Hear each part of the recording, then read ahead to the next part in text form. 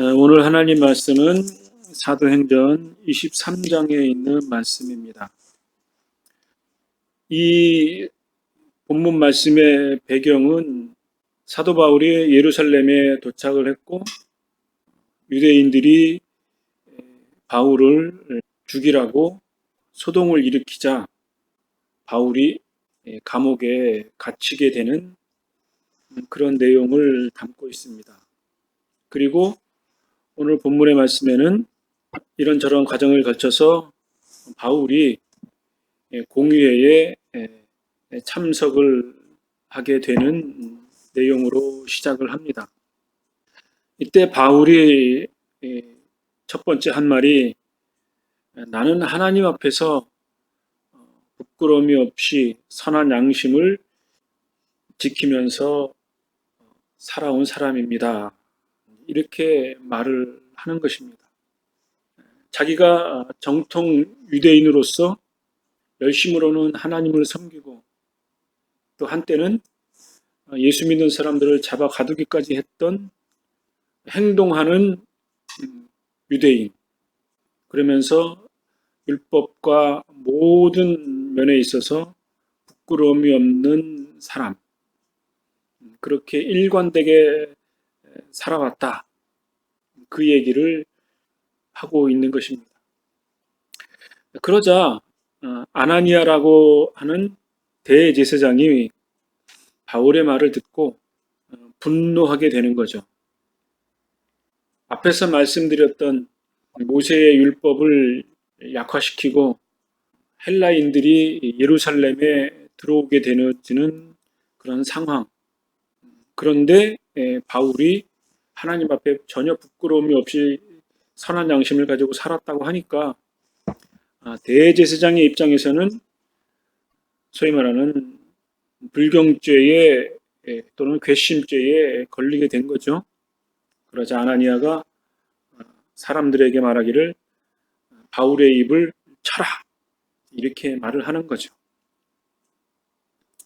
그럴 때 바울이 말하기를 당신은 어찌 나한테 이런 막말을 하느냐, 하나님이 당신을 치실 것이다, 이렇게 말하면서 당신은 겉만 하얗게 칠해진 회칠한 벽과 같다, 그런 표현을 하면서 당신은 여기서 재판을 한다고 하면서 율법을 어겨가면서 왜 나를 때리라고 하느냐, 이 말을 하는 거죠. 바울이 주장한 것인즉 이런 거죠. 당신들이 나를 재판을 해서 나의 잘못이 드러나면 내가 벌을 받는 것이 맞지만 나를 재판하지도 않고 먼저 때리라고 한 것은 율법에, 법에 맞지 않지 않냐, 이렇게 사도 바울이 주장을 한 것이죠. 이 사건을 보면 당시 대제사장들이 가지고 있던 인식하고 또 사도 바울이 가지고 있던 생각이 다른 것을 발견하게 되죠. 대제사장들은 안정적인 것을 원했을 것이고 사도 바울은 예수님을 만나고 또 새로운 어떤 종교적이고 영적이고 바울 자신 개인에게도 어떤 생애 전환점이 되는 그런 관점이었기 때문에 당시의 대제사장들과는 좀 대립되는 점이 분명히 있었죠. 그럴 때 당신들은 회칠한 무덤과 같다. 이 말은 무슨 말이냐면 사람을 장사 지낼 때 굴 속에다가 시신을 안치를 하고 돌을 굴리거나 해서 이제 그 흙을 발라고 이제 회칠을 해서 뭐 세균이나 벌레나 이런 것들이 들어가지 못하도록 이렇게 뭐 완전하진 않지만 임시 방편적으로 그렇게 장식을 하는 그런 형태를 말하는 거죠. 그러니까 안에는 죽은 시체가 있어서 썩어 들어가지만 겉으로 회칠을 해서 깨끗하게 보인다, 그런 말이죠. 인간의 마음속에는 죄가 가득 차지만 제사장의 겉옷을 입고 거룩한 척한다. 그런 의미로 이해할 수도 있겠죠. 근데 어쨌든 사도 바울의 관점에서는 겉으로는 대제사장의 잘못을 지적을 하면서도 또 주위의 사람들이 당신이 어떻게 대제사장한테 그렇게 막말을 하느냐, 욕을 할 수 있느냐 이렇게 말하니까 바울이 금방 절제를 하면서 내가 저분이 대제사장인 줄 모르는 상태에서 말을 했다. 이렇게 자세를 취하는 것을 발견할 수 있습니다. 그러니까 이것은 무엇을 의미하냐면 사도 바울은 대제사장이라고 하는 그 권위, 하나님 앞에 제사 드리는 그 거룩한 행위에 대해서, 직책에 대해서 존중을 표하고 있는 거죠. 로마서에도 보면 권세에 복종하라 그런 말이 있고 모든 권세는 하나님이 주신 것이다 이렇게 표현하고 있는데 대제사장뿐만 아니라 총독이든지 이스라엘의 분봉 왕이라든지 또 지금의 정치 지도자들이거나 경찰이거나 법관이거나 아니면 동사무소에서 일하는 공무원들이거나 이러한 공적인 일을 하는 사람들, 그 사람들은 사회의 질서를 유지하고 또 시민들을 위해서 봉사하는 그러한 직분이라고 볼 수 있겠죠. 그러한 그 일반적인 사회의 질서를 운영하고 그것을 이렇게 잘 돌봐주는 그 직책에 대해서 성경은 권위에 복종하는 것이 맞다. 이렇게 이야기를 하는 거죠. 거기에 또 하나 덧붙일 것은 그렇지만 세상의 질서를 따르는 것이 중요하지만 세상의 질서가 우리가 가지고 있는 성경에서 주장하는 내용의 말씀이거나 기독교적인 가르침에서 위배되는 행위들이 났을 때에는 하나님의 뜻을 먼저 깊이 생각하고 그것을 우리가 깊이 준행하려고 하는 그러한 신앙적인 자세가 필요하다. 이렇게 이야기할 수 있겠습니다. 두 번째로는 유대인들이 사도 바울을 둘러싸고 있으니까 바울이 가만히 이제 생각을 했겠죠. 그러면서 그 무리들 중에 바리새파 사람이 있었고 사두개파 사람이 있었고 또 열심당원도 있었겠죠. 그런 것들을 이제 감지를 해서 사도 바울이 간파를 하고 자기 자신이 바리새인이라는 것을 주장을 하죠. 그러면서 6절에 이렇게 말합니다. 나는 바리새파 사람입니다. 그리고 나는 지금 죽은 사람이 부활할 것이라고 하는 그 소망 때문에 지금 여기 이렇게 공회에 나와서 재판을 받는 것입니다. 바울이 이렇게 말해버렸어요. 이것은 이제 바울도 다 알고 하는 이야기죠. 바리새파 사람들은 유대인의 정통 관습을 잘 준행하면서 천사의 존재도 믿고 부활도 믿는 거죠. 그런데 사두개파 사람들의 유대인들은 천사 같은 것, 부활에 대해서, 영적인 존재에 대해서 그렇게 별 관심이 없는 부류예요. 그러니까 이 두 부류의 사람들이 스파크가 탁 튀긴 거죠. 그러자 사도 바울이 바리새파 사람이네. 그리고 사두개 사람들은 저 사람이 바리새파 사람이네 하면서 이 부활 문제로 지네들끼리 이 바울을 놓고 싸우게 된 것입니다. 마가복음 12장에 보면 이러한 내용이 나옵니다. 예수님과의 대화의 내용인데, 형제가 있었습니다. 7형제가 있었는데 첫째 형이 그만 결혼을 해서 죽었어요. 그러면 둘째가 첫째 형의 그 자식이 없기 때문에 소위 말하는 형수하고 결혼을 해서 첫째 형의 대를 이어줘야 돼요. 그거를 유대인의 관습에 따르면 계대라고 합니다. 대신 자손 가문의 대를 잇게 해준다, 그런 말이죠. 그런데 둘째도 자식이 없이 죽었어요. 셋째도 형수와 결혼을 하고 했는데 자식이 없었어요.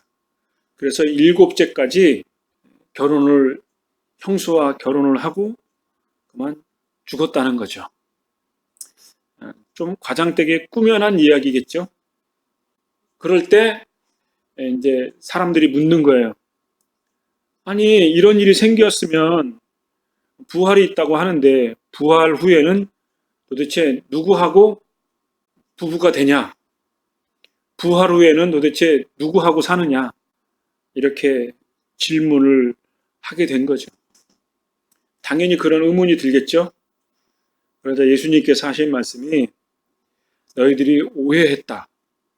우리가 부활 후에는 남편과 아내, 그러한 구분보다 부활의 그 영광과 기쁨이 더 크기 때문에 영적인 면에서는 그런 것들이 별로 중요하지 않다. 그렇게 예수님이 대화한 내용이 담겨져 있습니다. 그러니까 사도 바울은 그 유대인의 무리들에게 있어서 자기 자신이 지금 재판받는 것이 예수 그리스도의 부활을 말하기 때문에 내가 지금 재판을 받는다, 이렇게 이야기를 한 것이고, 바리새파 사람들과 사두개파 사람들이 서로 논쟁을 벌이면서 사도 바울을 놓고 격렬하게 대립을 하는 상태가 온 거죠. 이런 상황을 천부장이 가만히 보니까 이게 바울을 정말 양팔을 잡고 서로 싸우는 그러한 상태가 돼서 가만히 두면 안 되겠다. 바울의 아마 신체적으로 큰 훼손을 당할 것 같다, 이런 생각을 천부장이 갖게 된 거죠.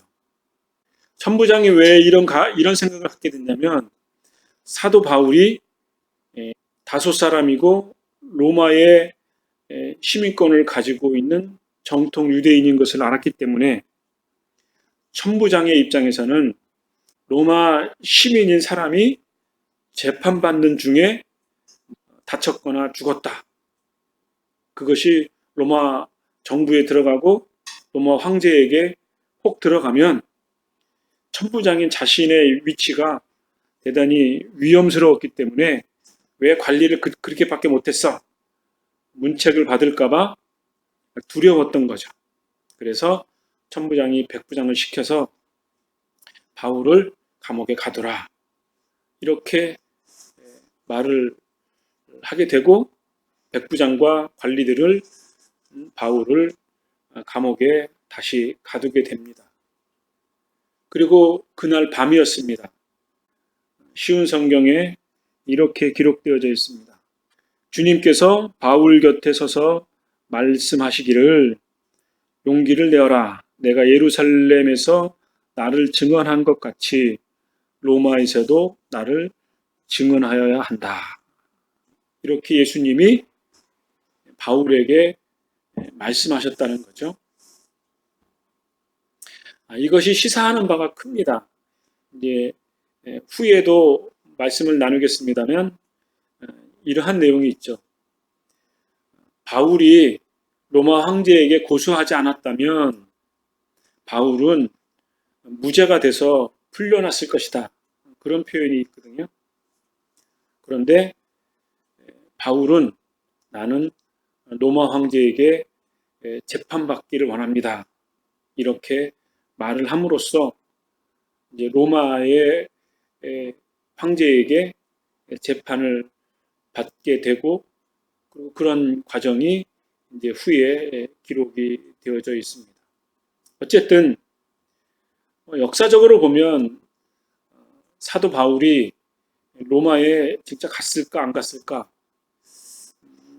그 사실도 사실은 명확하진 않은데, 근데 이제 그 역사적인 다른 사료들에 의하면 사도 바울이 로마에 가서 재판을 받고, 돌기둥이 있는데 돌기둥에 이제